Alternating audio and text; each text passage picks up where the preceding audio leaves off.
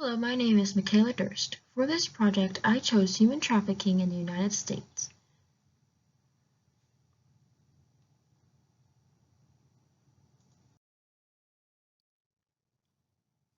Human trafficking involves the use of force, fraud, or coercion to obtain some type of labor or commercial sex. Every year, many women, men, and children are trafficked all over the world, even right here in the United States.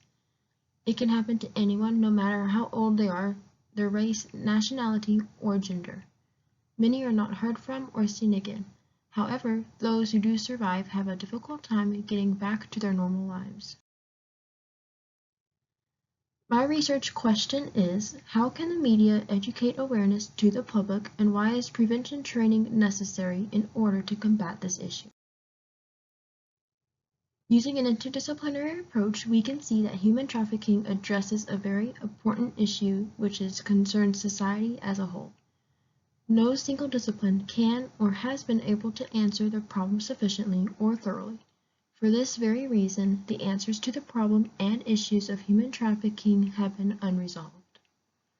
The issue, which is complex in nature, can and must be investigated through multiple disciplinary perspectives. In order to study the issue of human trafficking, there are many disciplines that are potentially relevant. They include psychology, history, criminal justice, communications, sociology, and political science. For the purpose of this presentation and this class, we will be focusing on the two disciplines of communications and human resources. Through much research and reading, there were several key articles and authors that really discussed how human trafficking and communication work together and how we can use communication to battle human trafficking. First and foremost, the media plays a big part in how we view issues. According to Austin and Farrell 2017, the media took direct interest into the issue of human trafficking. The Victims of Trafficking and Violence Protection Act of 2000 helps to combat trafficking, especially the people who are victims of sex trade, slavery, and/or involuntary servitude. This act also allows reauthorization of certain federal programs to prevent violence against women. The media's interest peaked as human trafficking began to climb at a steady rate. Human trafficking is often misrepresented by the media. This could potentially lead to incorrect anti-trafficking responses from legislators. In order for them to make the correct choices and responses, they have to know all the information. The more framing, coverage, and research that is done, the public's perception on human trafficking is more affected. According to McIntyre and Sobel 2017, mass communication scholars have turned their attention to the connection between mass media and sex trafficking. The coverage limits public's view and understanding of the victims. In 2014, many authors claimed that human trafficking has had little attention from communication scholars, which relates to media coverage. Research is limited regarding human trafficking media coverage, even though media coverage is very relevant to this field of study. The variations of media coverage on the topic of human trafficking depends on the national demographics. Many believe the media chooses its own interpretation to use and what facts, backgrounds, and which sources to quote.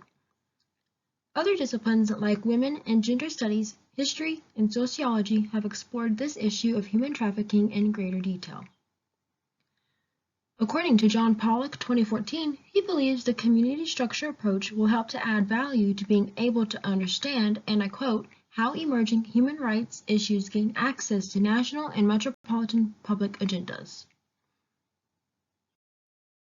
Now let's take a look at the discipline of human resources. Human trafficking identification is the act of recognizing and noting when a client could be a victim. Employees should be trained on victim identification and given specific tools that they can use.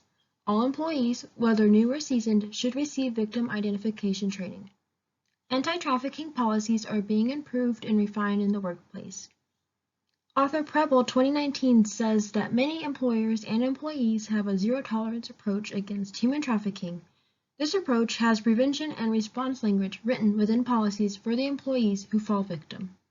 However, They do not have any support systems which are specific for trafficking survivors and victims within the workplace or on college campuses. Furthermore, policies are limited in how useful they actually are to employers. Grubb and Bennett 2012 and Powell and Stoklosa 2017 believe that training is necessary. Furthermore, considerable improvement in business policies is necessary in order to better prevent human trafficking in the workplace. Preble 2019 and Roman 2019 also agree that policies in the workplace are necessary, and there is always room for improvement. Now let's analyze and evaluate each insight from both disciplinary perspectives. Looking from the communications aspect, it seems simple, but it is rather complicated. The media plays a big part in how the public views the seriousness of human trafficking. Furthermore, the media is the biggest influence in people's perspectives on this issue. Insights and theories differ due to the many backgrounds of authors and, most importantly, what type of research was being completed. From the human resources discipline point of view, it seems rather complicated from the start. Authors believe that changes in policies and laws would be useful and are necessary. Furthermore, taking proactive measures in the workplace will help to fight human trafficking. While reading many articles, several conflicting ideas were found throughout and between various authors. In the communication aspect, we see Alexander Shaw, Pollock, Bear, and Johnson 2014 claimed that there was not enough literature on how the media portrays human trafficking. On the other hand, McIntyre and Sobel 2017 suggest that there is a growing amount of scholarly literature.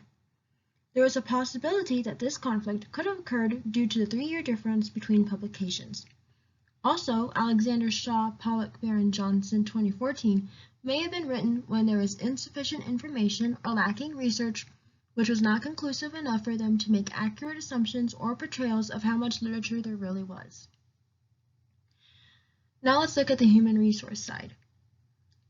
For this project, it was difficult to find scholarly articles that will not be in conflict with another source.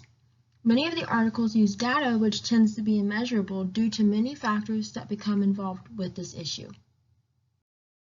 Let's talk about some common ground between these sources. The majority of the authors and sources believe that the topic of human trafficking and the severity of it depends on how the media frames it. For example, Austin and Farrell 2017 and Gulati 2010 claim that the variations of human trafficking depend on the language and imagery used by the media. Another example, Alexander, Shaw, Pollock, Bear, and Johnson 2017 and Shallett, Heinen, and Moulin 2014 agreed that the subject of human trafficking is covered differently and perhaps more thoroughly in other disciplines. On the human resources side, Grubb and Bennett 2012 and Powell and Stoklosa 2017 believe that training nurses, employers, employees, and law enforcement officers is necessary. They also believe that there should be considerable improvement in business policies, which is necessary in order to better prevent human trafficking in the workplace. Preble 2019 and Roman 2019 agree that policies in the workplace are necessary, and there is always room for improvement. While there is much debate about how much literature and research is out there on human trafficking, common ground can be created by the fact that all of the authors agree that awareness in human trafficking is heavily influenced by the media. It is also considered common ground because many of the authors believe that the community structure approach is the most beneficial to combating human trafficking. From this research, it is clear that human trafficking is a serious issue, and it is also believed to be the 3rd largest industry in the entire world. Over the last 10 years, the FBI has arrested more than 2,000 traffickers and have recovered many victims. The National Human Trafficking Hotline is available 24/7 in over 200 languages, including English and Spanish. While we can look at all the media issues and policies in the workplace, it is imperative that we look outside the facts and look at what we can do now in order to better prevent human trafficking. Using an interdisciplinary approach, we begin to better understand human trafficking and its effects on society as a whole. In order to construct a more comprehensive understanding, we should look at all the variables and test what the facts, assumptions, and theories mean. We should remember that the media is the biggest influence in conveying how severe the problem actually is. It is believed that using a community structure approach would be the most beneficial, and using the media, whether it be through the TV or personal devices, is one way to raise awareness.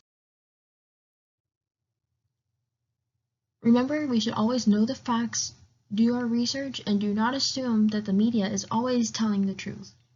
Business and schools should know the signs of human trafficking and should have policies in place that help to prevent the possibility of it happening to employers and employees.